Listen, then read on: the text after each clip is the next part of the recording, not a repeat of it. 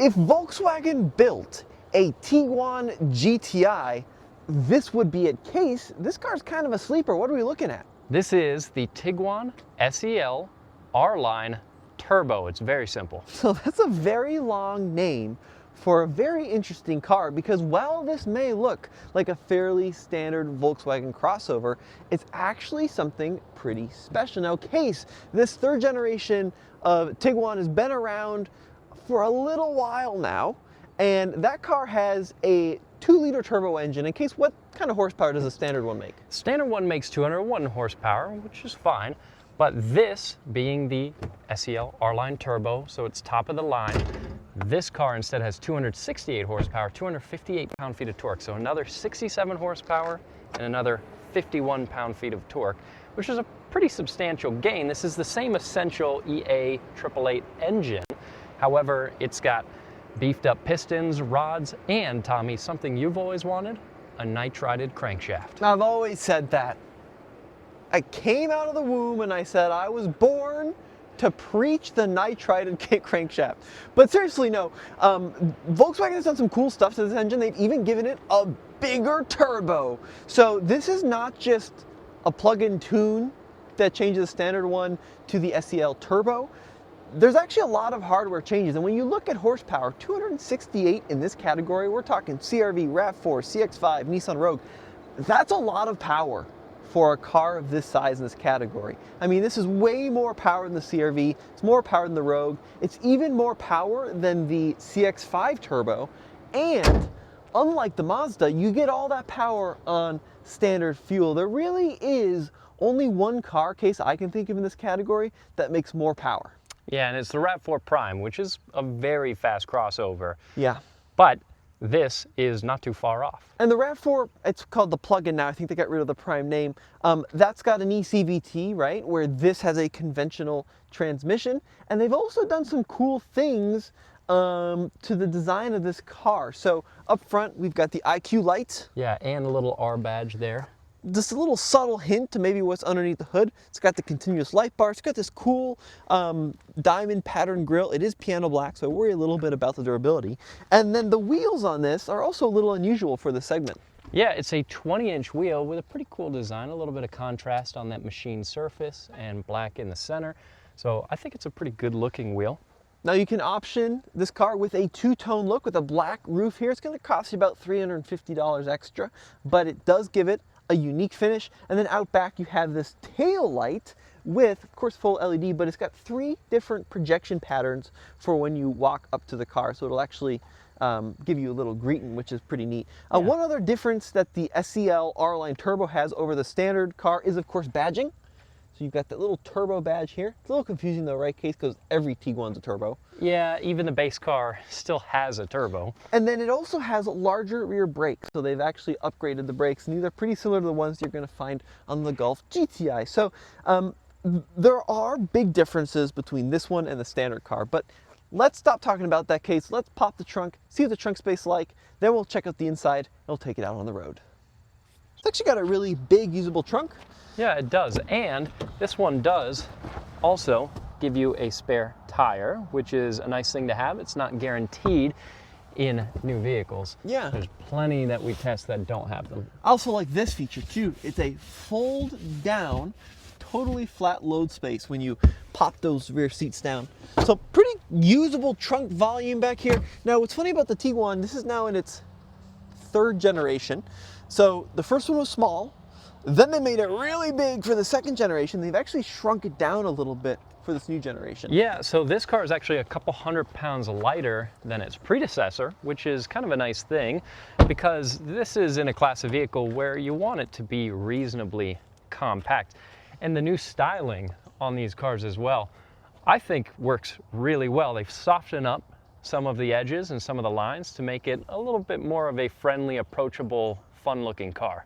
Well, let me do this, Kase. Let me take the camera from you. Here, why don't you show off the back seat, and then we'll look at the front seat. Yeah. So in terms of back seat space, it's very, very good. Yeah. No, it's really not bad. It's not like they've made this car so small that you can't be comfortable back here. It's plenty comfortable. And again, this being a top trim vehicle, it does have 3-zone climate, which means back here you've got your own temperature slider, also heated seats here in the rear. Nice. And 2 USB-C ports. So all of that is really nice. And the materials too, and the color palette is awesome. This has been one of our big complaints in Volkswagen products for the last, 10, 15 years, is that a lot of the interiors were just sea of black or gray plastic, no color, and they felt a little dull. But this top trim has this really pretty quilt pattern, leather, two-tone, brown and black with a little bit of white accenting, and it looks pretty great, don't you think? If I remember right, I think it's called Verena. Yeah. Is the name of this interior, and it is awesome. So credit where it's due. If you do want to pony up for the high-end trim, especially with the white piping, it gives it a really unique look. It does. Now, there are still a fair number of hard plastics on some surfaces, like on the door cards, especially there in the rear, but still your touch points are pretty good. And then up here in the front, obviously the same color palette, the same patterns here on the seats. You get some of that color on the dash.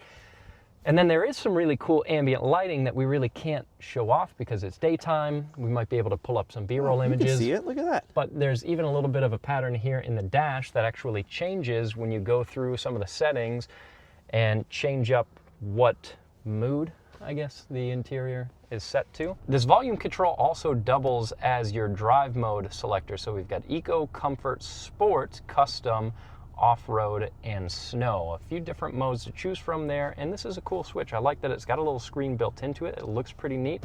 You press it again, it becomes your volume control again. And then flanked on either side, you have your start-stop button and your parking brake control. As far as hard buttons in the center console goes, that's really it. A couple sliders below the screen, but it's very simple. So this also does something kind of funky too. So you can go from different drive modes to what Volkswagen calls atmosphere. So you've got lounge, nature, energetic, joy, minimal, and then a custom setting. And that has a lot of impact. For example, like it'll change the ambient lighting, it will change the tone and kind of the textures here on the screen and on the instrument cluster. So, you can kind of play with that a little bit depending on your mood, and then you can swipe back here to go to your different drive settings. Yeah, which is also pretty neat. And then this screen in the center is a 15-inch screen, so it's absolutely massive. It's like a small TV. Yeah. The base screen is around 12.9 inches, but this is, once again, top of the line. And then there's a 10.25-inch screen here in front of the driver.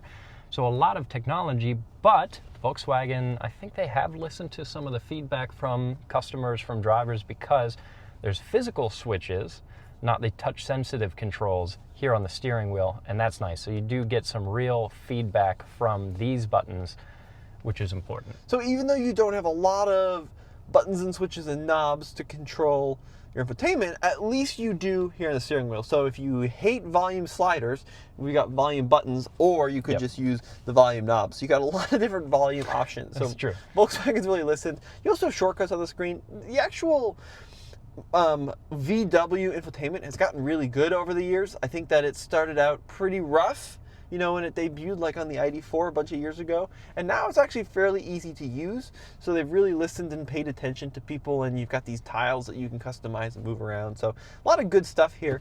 And then in terms of roof, we've got a huge pano sunroof. Yeah, and of course there's a shade that we can drag our finger along the slider for, and we can close up the sunroof if we want to. So it's a very big area that we can open up to the sky, which is pretty nice. So it's a great interior, genuinely a very nice interior. This car carries a premium over the base model. All right, so let's stick this thing into the sport mode and see how it drives. Now, one of the great things about the Tiguan is that it has a conventional torque converter automatic. So there's no silly dual clutch, there's no CVT. It's got a good, relatively, quote, old-fashioned torque converter automatic. And let's get it out on the road and see what it's like. Now, Kase, when you think smallish crossover, do you think performance? It's not usually the first thing that comes to mind, but in this, because of the powertrain that it has and the power figures that it has, it's definitely got the potential to be pretty fun to drive. Yeah, so let's see what it's like to accelerate. Actually, that car in front of us, that absolutely covered Filthy, in mud RAV4. Painted. That era of RAV4 actually had a V6 option. And I remember that thing was pretty wild, and it was kind of a sleeper, and then that's since been long discontinued. But let's see if this is like the spiritual successor. A little bit of a brake torque in sport mode. Actually, pretty good launch. But you know what? It actually goes pretty cool. And what I really like about this car is a lot of these small 2-liter turbos, they're built in such a way where they make all of their peak torque at like 1800 RPM, and then they kind of peter out by 3500 and there's nothing up top. But what's cool about this EA888, let me downshift a couple cogs with the paddle shifters, is it pulls hard all the way through the rev range. So you actually get a huge push, you know, all the way up to the red line, which I think is pretty satisfying. But there is one thing missing, and that's the sound. Yeah, the soundtrack doesn't especially stir you. It just sounds like any old 4-cylinder, but it definitely has the numbers to back things up. It's a reasonably quick car, so long as your expectations are set to what this vehicle is. Probably not going to go out there and drag race for pink slips, but it makes this a fun car, and it's a car that can wear a lot of different hats because, like we've talked about, it's a very nice interior. It's generally a pretty comfortable and quiet car when Tommy isn't ringing it out. It goes pretty good, actually. Yeah, and I'm pretty impressed. It goes pretty well. So it's a good combination of all the things that you probably want a daily driver to do. Now, here's the thing. The biggest issue I have with this car is the name is just not great. What I mean by that is I feel like, you know, to Volkswagen's credit, this is not just like a little bit of trim and they called it a sport package. Like, there's substantive changes to that engine to make it different than the standard one, but then they gave it 45 different names. It's not just Volkswagen Tiguan, it's not just SEL, it's not just R-Line, it's Volkswagen Tiguan SEL R-Line Turbo. And I feel like they would have been better off branding this as like a GTI or potentially even an R. And I actually asked the product team why they didn't do that, and they said, look, it's not hardcore enough to be an R, and then GTI comes kind of with an expectation that it's got some, you know, things that GTIs have always had, like plaid seats, you know, quirky design elements. And I kind of felt like, I know that GTI is kind of more or less reserved for the Golf name, but it would be cool to apply to this, that name to this, give it things like the plaid seats, right? Give it a funky shifter, which is now up here on the column to increase space. But you know what I mean by, like, go just that one little extra step, because I think the engine's there, and I think the interior here is really nice. It's a little bit of a confusing branding thing going on. I agree. Yeah, I think that they could have gotten a lot of Volkswagen faithful people more excited about this had they called it a GTI, and it's certainly got the engine to back that up. Right. I mean, I think a set of exhaust tips, some interior treatment, maybe a couple little exterior things, a bit of red on the grille, and like people would have went for it. People would have thought, actually, that's kind of cool, you know? Yeah. But as it sits, this is still a very comfortable, refined car. Now, when we're speaking of the ride quality, we're about to test it out a little bit, because here in Michigan, where Volkswagen flew us out to test drive this Tiguan, we've just hit the end of the road, literally. Should we go into comfort mode? We also have off-road mode, Case. Oh, do you want off-road mode, Tommy? Put us in the off-road setting. Is this our rally stage?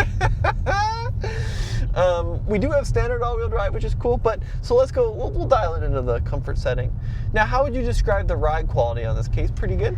It's good. I think they did a decent job of splitting it between a vehicle that can do a decent job on a canyon road. Not that, again, it's not a hot hatch. It's not set up to be a performance car through and through. It's kind of got to do a little bit of everything, but it's still plenty comfortable enough while not being so soft and roly-poly that it can't be a little bit of fun. A little bit of fun on some corner-heavy sections of road. Right. I think the ride quality is perfectly adequate.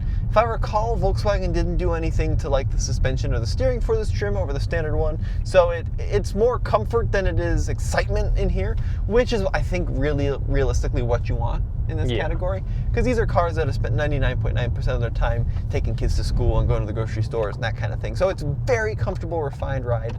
And as Kay said, it's more dynamic than like a CR-V, right? Like if you were to get it on a back road, you could still have a little bit of fun in this, which you might not be able to say you'd be able to do in like a Rogue. Yeah, right? that's so true. I think the big highlights for me The engine is pretty fantastic. They did a really nice job with that. And then as we kind of keep talking about in this video, the interior is excellent. It is. Again, the materials, the design in general, very good, and the splashes of color, that does a lot, especially at night. Again, it's a little hard to see on camera just how much ambient lighting they've put in this interior, but at night it really glows up and looks awesome. It does. It's just so nice. Like, all the touch points are very good, and just the contrast is excellent, which, as Kase, you said earlier, is something we haven't come to expect from Volkswagen in recent years, where everything's all black. We can see a little bit more of that ambient lighting. It's also a 12-speaker Harman Kardon audio system in this, being a more spec'd out model. And if you do want to set these up to pull a small trailer, the all-wheel drive versions can pull about 1,800 pounds. So not a ton of weight, but enough if you have like a jet ski or a motorcycle or whatever you need to move around. Tiguan IQ Drive, right? So here's what we're gonna do. We set the cruise control here. I'm going too slow. Man, these Michiganders, they drive quickly. The speed limit here is 55, Kase, I'm doing 39. So let me get this thing up to the speed limit, and then let's go ahead and set the cruise control. Of course, full adaptive cruise control, and it does have lane centering. It is more or less, a full hands-on system, so you can take your hands off for a few seconds, but you get the little warning to put your hands back on. And I think it is a touch-sensitive, not a torque-sensitive wheel, which is great. So that's very cool. You've got all the safety things you want: blind spot monitoring, 10 airbags, including driver knee and center airbags. So they've really chalked this thing with a lot of safety tech. So I gotta say, I really do like what Volkswagen has done with the Tiguan in general, but it does come at a price for this top trim one. Yeah, so the base car is going to start closer to $30,000, whereas this model starts at about $43,000, and then you factor in destination and maybe a couple options, you're probably looking at about $45,000 car, what we're driving right now. So they definitely get pricey when you add on some of these options, but it is a really nice car, and it gives you a lot. It's a vehicle that can do a lot of things. For sure. So, I mean, my takeaway is, other than the confusing name, it's very comfortable, very refined. It's got a great interior, and it's got a good powertrain, albeit one that's a little bit too quiet, right? So I think that this is a pretty unique offering in this segment. Would I get it over a normal Tiguan? Absolutely. So this is kind of cool. Volkswagen actually brought out all 3 generations of Tiguan for us to look at, and because I'm no Tiguan expert, I did bring along a Tiguan expert. Thanks for having me, Tommy. Sofyan Bey from Redline Reviews. So Sofyan, I want to just kind of go through the generations with you really quick and talk about the best and the worst parts of each. So this first generation, did you like it? I had very limited amount of time in the first generation Tiguan, but what I loved about this car, Tommy, was it was like the GTI of SUVs, because back in this day, it had a turbo engine that was kind of like from the GTI, versus like back in the day, all of them had naturally aspirated engines and they were just super slow. So the handling dynamics were also great. The problem with this car, Tommy, is it was so small on the outside, which you can clearly tell. Yeah, it's just a little guy. It's teeny tiny. These were actually also pretty simple by modern day standards. So in case you want to show the inside, like, it's got very basic climate controls, right? And it's got buttons and switches and knobs, which I kind of like. But my favorite part about this is the sheer insane number of vents. Like, you could point these vents literally wherever you wanted. You want it up, you want it down. Actually, that's all you can do. You can go up and down. But you know what? You're right, Tommy. That is a really unique design with the I guess the stacked vents. Yeah. And also it has that, I think it's like a 5-inch display there. So at least it's had a display. But what's interesting, Tommy, is this car came out in 2008, I think. But what we're looking at here is a 2018 model, because Volkswagen offered this car alongside the new version. Oh, really? So they did both at the same time? Yeah, this is called the Tiguan Limited for limited space, maybe. Oh, good one. Small, a little small on the inside. But this was like the very last of like the bubbly era of Volkswagen. Right? I would say so, yeah. I mean, I actually think these have aged really well, because if you look at the new Taos, the Taos actually kind of looks like this car. Yeah. They're about the same size at 174 inches long, so this is really small, because when we go to the second generation, it got like a 12-inch increase in the overall length. But what I like about these over the Taos is they have a huge greenhouse. Yes. So they kind of look like a little fish tank, because the belt line is really low, but the windows are really big. I agree, and actually I was surprised by the amount of headroom. Now, I sat in the back seat, Tommy. I thought it was fine. I want to see how you fit, though. All right, let's see. Because you're like 6'1". Yeah, Yeah, it's pretty good. It's actually not bad. Yeah, it's like a considering little how van. small this car is Look on at the this outside. though. Yeah, What it the actually heck? has some knee room space Yeah, there. but it doesn't have a little map pocket. No, I guess not. And this is the era where like everything inside of Volkswagen had to be black. Yes. So like we want 9 color. Very Teutonic, I Not guess. allowed. So then we come to the second gen. And if I remember correctly, couldn't you get a third row in this car? Yes, they offered a third row, and that was kind of the big selling factor because Volkswagen, I guess, almost overreacted to people complaining how that was too small. This one does not have a third row, Tommy, sadly. I already checked. But Dang it. So it was kind of rare to find a model with the third row because I don't think they offered it on the top trim. You had to go for like a mid trim or a base trim to get it, and it was kind of like a standalone option. The problem with this car, Tommy, is they made it so much bigger, so much heavier, but they also gave it less power under the hood. So you had a 2-liter turbo that made 184 horsepower versus 200 in that car, and this thing was pretty slow. And if you want to open up that door, Sophian, I'm going to come onto the driver's side. It also has my least favorite thing in the world, which was the haptic buttons on the steering wheel. Oh, yes, that's true. They did get rid of that in the new model, which is nice. Oh, this was really, really bad. And then it also had these haptic buttons for this climate control. So I actually think in some ways the new model's gotten a little bit more user-friendly than this old one. I agree. Volkswagen kind of went back to traditional buttons, which I think was a great thing. But Tommy, this is what sold this car so well, was this massive back seat, because when this generation came out, Volkswagen essentially doubled their sales. I think they did like 110,000 units in 2019. Wow. Which is huge. I mean, it's not as huge as like a RAV4, but it had this great feature where you could slide the seat forward and back. You could also recline the seat, which was part of the reason why they had a third row, because the new one sadly doesn't have this kind of feature where you can slide it forward and back. Yeah, and then we come to the new one, and it's actually like, this is probably one of the few cars sold that's gotten smaller. Yes. You know, like typically in every new generation, like if you look at 3 Series, for example, it's now the size of an old 7 Series.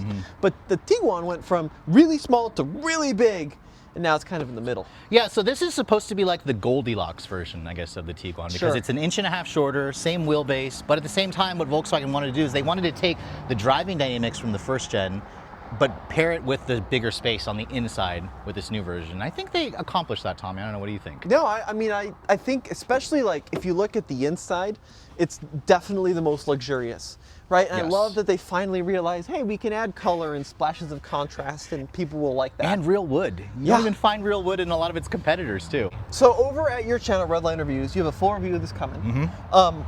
Did you do 0 to 60? I did. What did you get? So I got 6.9 seconds in this model. The base engine got 8.4. Okay. So it's a 1.5 seconds faster. Now I will say it's still about a second slower than what I got in the current Q5.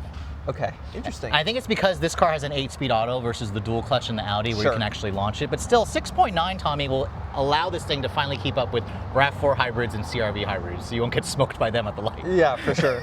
Well, if you want to check out Sophian, he's over at Redline Reviews. You like the car? I do. Actually, this is one of my favorites. I think once Volkswagen introduces a hybrid option, which I'll be curious if they position the hybrid higher than this powertrain, I think it'll be a really great alternative. I mean, right now it's already a great alternative to other competitors, especially if you want the luxury features. So I think the hybrid will just make it better. I don't know. What do you think about this No, thing? I think it's awesome. I mean, a plug-in I think is the only thing they're really missing in this category, but especially that interior is nicer than anything in the class. I mean, it's way nicer. We're about to go drive the new RAV4. Oh yes, that's right, next week. And from sitting in it on the launch, I can tell you like this interior is kind of miles ahead of that. The new RAV4 has a very cheap utilitarian interior. Yeah, this one's very luxe. Yeah. This is very, very luxe. And they also managed to get the pricing, I think, right of this model because for the extra power they gave it's only like $2,500 more than pretty last good. year's. I think it's a great deal. This one is just under $45,000. Yeah. Which is a lot, don't get me wrong, but at the same time, I just tested a Nissan Rogue, Tommy, that was $48,000. Oh. So, I was like, I would gladly pay $45,000 for this versus $48,000 for a Rogue. Well, Sophian, thank you. Thanks I for having me, appreciate you. Tommy. Check out Redline Reviews. Sophian Reviews is over there. Guys, let us know what you think in the comment section below of the new Volkswagen Tiguan SCL R-Line Turbo. Said it right every time. Really? Yeah. That's unusual for me. And we'll see you guys in the next one. Thanks for watching.